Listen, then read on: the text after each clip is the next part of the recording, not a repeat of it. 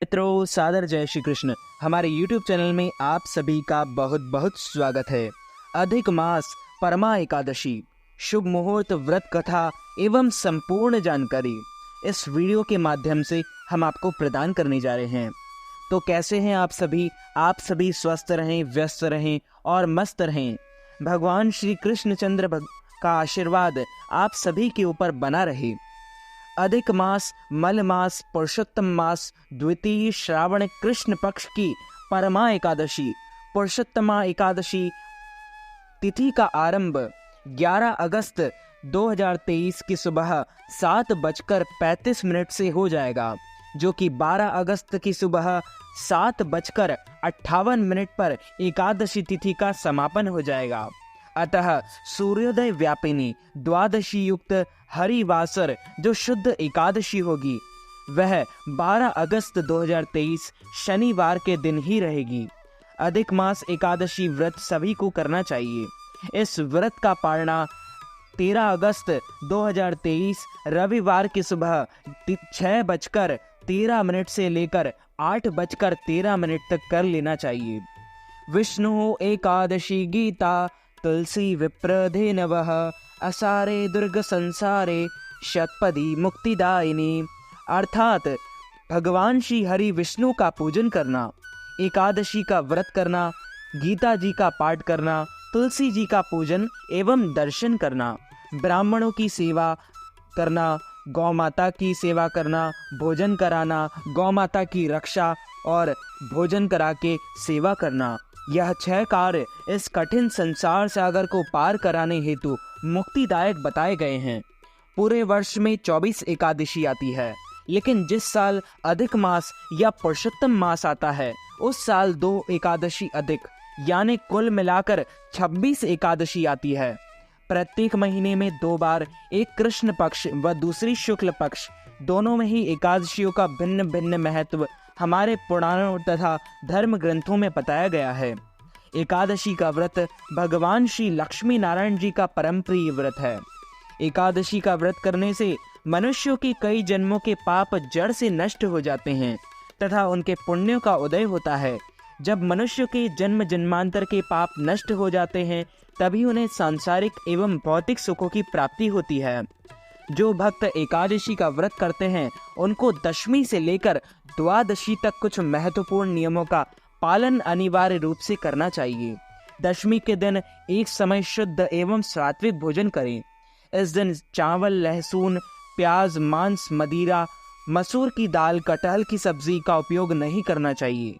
दशमी के दिन पराये अन्न अर्थात दूसरे के घर का भोजन नहीं करना चाहिए। ब्रह्मचर्य व्रत का पालन करना चाहिए। एकादशी के दिन सुबह जल्दी उठकर स्नान करके पूजा अर्चना करें। एकादशी व्रत का संकल्प धारण करें। पद्म पुराण के उत्तरखंड के अध्याय 64 में श्लोक 34 में लिखा है, हे कमल नयन भगवान अच्युत, मैं एकादशी के दिन निराहार रहकर दूसरे दिन ही भोजन करूंगा। सूर्य भगवान को अर्घ्य दे, माता पिता को प्रणाम करें, तुलसी जी का पूजन करें, गौ माता का पूजन करें। इस दिन अन्न नहीं खाना चाहिए, केवल फलाहार करें। सर्वोत्तम फलाहार गाय का दूध व फल होते हैं। झूठ ना बोलें, क्रोध ना करें, लड़ाई झगड़ा एवं वाद विवाद बिल्कुल ना करें। ब्रह्मचर्य व्रत का पालन करना चाहिए। दाढ़ी कटिंग व शेविंग ना करें। किसी का भी अपमान या अनादर ना करें। दिन में ना सोएं, रात्रि जागरण करें। पूजन पाठ करके ब्राह्मण के मुख से ही एकादशी व्रत कथा का श्रवण करें। कथा सुनने के बाद उन्हें दक्षिणा भी प्रदान करें। एवं शुभ मुहूर्त में एकादशी के अगले दिन ही व्रत का पारणा करें। इस बार परमा एकादशी 12 अगस्त 2023 शनिवार को है। पारणा का समय 13 अगस्त 2023 को सुबह 6:13 से लेकर 8:13 पर होगा। इस बार अधिक मास पुरुषोत्तम मास की परमा एकादशी सबसे बड़ी है। यदि आप भगवान के नाम का कीर्तन भजन करते हैं तो आपको महापुण्य की प्राप्ति होगी। अब हम आपको परमा एकादशी की व्रत कथा सुनाने जा रहे हैं। हमारी इस कथा को आप अंत तक जरूर सुनिएगा और अधिक से अधिक लोगों को शेयर भी कीजिएगा। बोलिए श्री लक्ष्मी नारायण भगवान की जय। श्री वृंदावन बिहारी लाल की जय। श्री गिरिराज धरण की जय। बालकृष्ण लाल की जय। श्री श्याम सुंदर यमुने महारानी की जय। जगत गुरु श्री वल्लभाधीश की जय। गोसाई जी परम दयाल की जय। श्री गुरुदेव की जय। श्री लाडले लाल की जय। आज के आनंद की जय। एक समय की बात है, राजा युधिष्ठिर ने प्रभु श्री कृष्ण को प्रणाम करके उनसे पूछा कि हे प्रभु, मुझे कृपा करके अधिक मास पुरुषोत्तम मास कृष्ण पक्ष की कथा सुनाइए। भगवान श्री कृष्ण कहते हैं कि हे राजन, ध्यान पूर्वक सुनो। अधिक मास पुरुषोत्तम मास मल मास लौंद मास के कृष्ण पक्ष में जो 2 एकादशी आती है उसे परमा एकादशी, कमला एकादशी, पुरुषोत्तमा एकादशी के नाम से जाना जाता है। कांपिल्य नगरी में सुमेधा नाम का एक अत्यंत धर्मात्मा ब्राह्मण रहता था। उसकी स्त्री अत्यंत पवित्र तथा पतिव्रता थी। किसी पूर्व पाप के कारण वह दंपति अत्यंत दरिद्रता का जीवन व्यतीत कर रहे थे। ब्राह्मण को भिक्षा मांगने पर भी भिक्षा नहीं मिलती थी।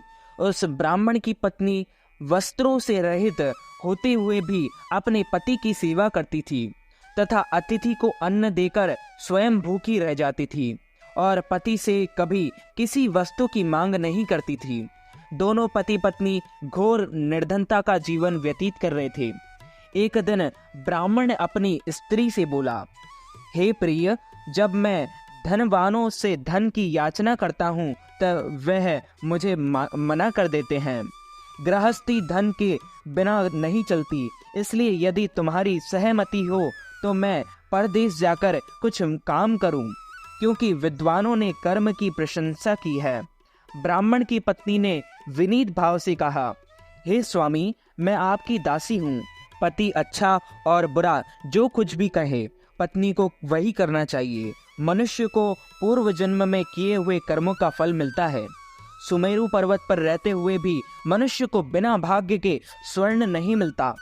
पूर्व जन्म में जो मनुष्य विद्या और भूमि दान करते हैं उन्हें अगले जन्म में विद्या और भूमि की प्राप्ति होती है।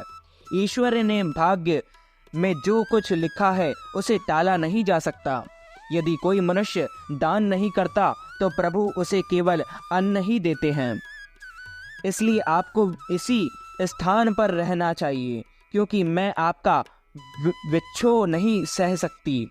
पति बिना स्त्री की माता, पिता, भाई, श्वशुर तथा संबंधी आदि सभी निंदा करते हैं। इसलिए हे स्वामी, कृपा कर आप कहीं ना जाएं। जो भाग्य में होगा वह यहीं प्राप्त हो जाएगा। स्त्री की यह सलाह मानकर ब्राह्मण परदेश नहीं गया। इसी प्रकार समय बीतता रहा। एक बार कौंडिन्य नामक ऋषि वहां आए। ऋषि को देखकर ब्राह्मण सुमेधा और उसकी पत्नी ने उन्हें प्रणाम किया और बोले, आज हम धन्य हुए, आपके दर्शन से आज हमारा जीवन सफल हुआ। ऋषि को उन्होंने आसन तथा भोजन किया। भोजन देने के बाद पतिव्रता ब्राह्मणी ने कहा, हे ऋषिवर, कृपा कर आप मुझे दरिद्रता का नाश करने की विधि बतलाइए। मैंने अपने पति को परदेश में जाने कर धन कमाने से रोका है। मेरे भाग्य में आप आ गए हैं। मुझे पूर्ण विश्वास है कि आप अब मेरी दरिद्रता शीघ्र ही नष्ट हो जाएगी। अतः आप हमारी दरिद्रता नष्ट करने के लिए कोई उपाय बताएं। परमानाम विख्याता विष्णु स्थितिरनुत्तमा मलिन मृच्छे या तु या कृष्णा भुक्ति मुक्ति फल प्रदा तस्या उपोषणं कृत्वा धन धान यतो भवेत् विधीनां जाग्रे साकं गीता नृत्यादिकं चरेत। ब्राह्मणी की बात सुन कौंडिन्य ऋषि बोले, हे ब्राह्मणी, मल मास की कृष्ण पक्ष की परमा एकादशी के व्रत से सभी पाप, दुख और दरिद्रता आदि नष्ट हो जाते हैं। जो मनुष्य इस व्रत को करता है वह धनवान हो जाता है। इस व्रत में नृत्य, गायन आदि सहित रात्रि जागरण करना चाहिए। यह एकादशी धन वैभव देती है तथा पापों का नाश कर उत्तम गति भी प्रदान करने वाली होती है। धनाधिपति कुबेर ने भी इस एकादशी व्रत का पालन किया था, जिससे प्रसन्न होकर भगवान भोलेनाथ ने उन्हें धनाध्यक्ष का पद प्रदान किया था। इसी व्रत के प्रभाव से सत्यवादी राजा हरिश्चंद्र को पुत्र, स्त्री और राज्य की प्राप्ति हुई थी। तदुपरांत कौंडिन्य ऋषि ने उन्हें एकादशी के व्रत का समस्त विधान कह सुनाया। ऋषि ने कहा, हे ब्राह्मणी, पंचरात्रि व्रत से इससे भी ज्यादा उत्तम है। परमा एकादशी के दिन प्रातः काल नित्य कर्म से निवृत्त होकर विधान पूर्वक पंचरात्रि व्रत आरंभ करना चाहिए। जो मनुष्य 5 दिन तक निर्जल व्रत करते हैं वे अपने माँ, पिता और स्त्री सहित स्वर्ग लोक को जाते हैं। जो मनुष्य 5 दिन तक संध्या को भोजन करते हैं वे स्वर्ग को जाते हैं। जो मनुष्य स्नान करके 5 दिन तक ब्राह्मणों को भोजन कराते हैं वे समस्त संसार को भोजन कराने का फल प्राप्त करते हैं। जो मनुष्य इस व्रत में अश्वदान करते हैं उन्हें तीनों लोकों को दान करने का फल मिलता है। जो मनुष्य उत्तम ब्राह्मण को तिल दान करते हैं वे तिल की संख्या के बराबर वर्षों तक विष्णु लोक में वास करते हैं। जो मनुष्य घी का पात्र दान करते हैं वह सूर्य लोक को जाते हैं। जो मनुष्य 5 दिन तक ब्रह्मचर्य पूर्वक रहते हैं वे देव देवांगनाओं के साथ स्वर्ग को जाते हैं। हे ब्राह्मणी, तुम अपने पति के साथ इसी व्रत को धारण करो, इससे तुम्हें अवश्य ही सिद्धि और अंत में स्वर्ग की प्राप्ति होगी। कौंडिन्य ऋषि के वचना अनुसार ब्राह्मण और उसकी स्त्री ने परमा एकादशी का 5 दिन तक व्रत किया। व्रत पूर्ण होने पर ब्राह्मण की स्त्री ने एक राजकुमार को अपने यहाँ आते देखा। राजकुमार ने ब्राह्मणी की प्रेरणा से एक उत्तम घर, जो कि सब वस्तुओं से परिपूर्ण था, उन्हें रहने के लिए दिया। तदुपरांत राजकुमार ने आजीविका के लिए एक गांव दिया। इस प्रकार ब्राह्मण और उसकी स्त्री की गरीबी दूर हो गई और पृथ्वी पर काफी वर्षों तक सुख भोगने के पश्चात वे पति पत्नी श्री विष्णु के उत्तम लोक को प्रस्थान कर गए। बोलिए श्री लक्ष्मी नारायण भगवान की जय। श्री वृंदावन बिहारी लाल की जय। श्री गिरिराज धरण की जय। बालकृष्ण लाल की जय। श्याम सुंदर यमुने महारानी की जय। जगत गुरु श्री वल्लभाधीश की जय। श्री गोसाई जी परम दयाल की जय। श्री गुरुदेव की जय। लाडले लाल की जय। आज के आनंद की जय। राधा रानी सरकार की जय। अच्युतम केशवम राम नारायणम कृष्ण दामोदरम वासुदेवम हरि श्रीधरम माधवम गोपिका वल्लभम श्री जानकी नायकम श्री रामचंद्रम भजे जानकी मनोहरम सर्वलोकनायकम श्री शंकरादिसेवितम पुण्य नाम कीर्तनम श्री राम राम राम राम राम नामतायकम रामकृष्ण वासुदेव भक्ति मुक्तिदायकम हरे राम राम राम हरे हरे हरे कृष्ण कृष्ण कृष्ण हरे हरे श्री कृष्ण गोविंद हरे मुरारे हे नाथ नारायण वासुदेव। तो मित्रों, हमारे इस ज्ञानवर्धक वीडियो को अधिक से अधिक लोगों को शेयर कीजिएगा, लाइक कीजिएगा, कमेंट कीजिएगा और यदि आपने हमारे और आपके YouTube चैनल को अभी तक सब्सक्राइब नहीं किया है तो सब्सक्राइब भी ज़रूर कर लीजिए।